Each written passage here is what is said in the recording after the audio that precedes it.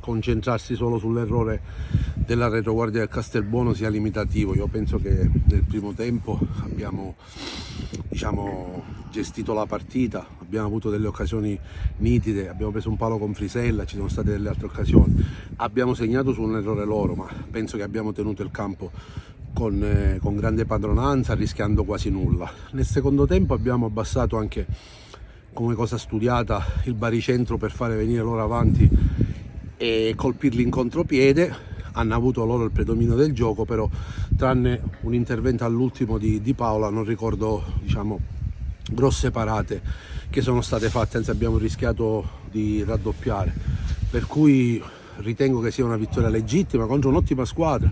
Devo fare complimenti a Marco Vittorietti perché si vede la bontà del suo lavoro e la squadra gioca a calcio. Abbiamo fatto un primo tempo perfetto, abbiamo trovato il gol, abbiamo preso un palo, il portiere ha fatto un intervento su Adamo importante e poi ha detto bene, abbiamo difeso l'1-0, però con ordine, abbiamo rischiato ben poco. Poi la partita è stata abbastanza combattuta perché il Castelbuono comunque è una squadra che gioca a calcio abbastanza preparata e ci hanno messo in grosse difficoltà, però oggi che abbiamo invertito questo trend negativo fuori casa e abbiamo trovato i primi 3 punti e dico che è una vittoria meritata, l'abbiamo cercata, l'abbiamo voluta e ci siamo riusciti. Avevamo delle squalifiche, però giustamente Bartolo è un giocatore che è di una certa esperienza, quindi sapevo che mettendolo lì andavo al sicuro.